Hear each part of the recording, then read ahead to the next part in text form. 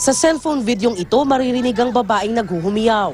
Pagpaling ng kamera, makikitang ilang grupo ng mga lalaking may sinusuntok na nakaputing t-shirt at asul na shorts. Hindi na makalaban ng lalaki.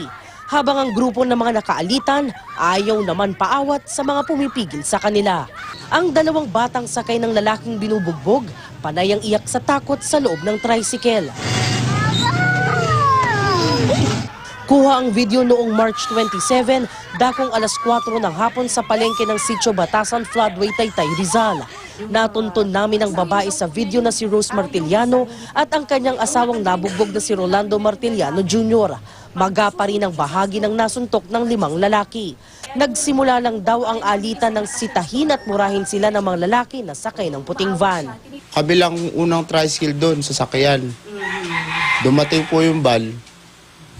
Tumobol park po sila. Ngayon po yun, yung isang sakay po ng bal, sinita po ako. Ba't daw po ako dumobol park? Sabi ko, hindi ako dumobol park. Kayo ang dumobol park dahil kayong kararating lang. Paalis na raw sana sila pero isang lalaki mula sa van ang inangat ang kanyang tricycle kahit nasa loob ang kanyang 5 at 3 taong gulang na mga anak. Dahilan para matakot ang mga ito. Kaya muli na naman daw silang nagkasagutan.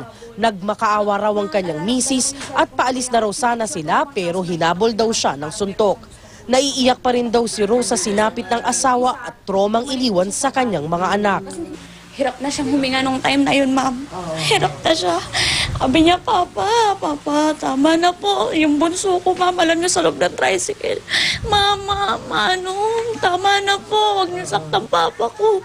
Sa tindi raw ng tromang iniwan sa kanila ng insidente, wala raw silang planong makipag-areglo. Isang misis daw at pamangkin ng isa sa mga nambugbog sa kanyang mister ang nakikipag-areglo sa kanila.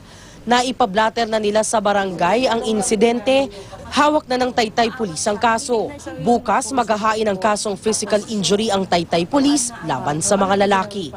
Jamie Santos, Nakatutok, 24 Oras.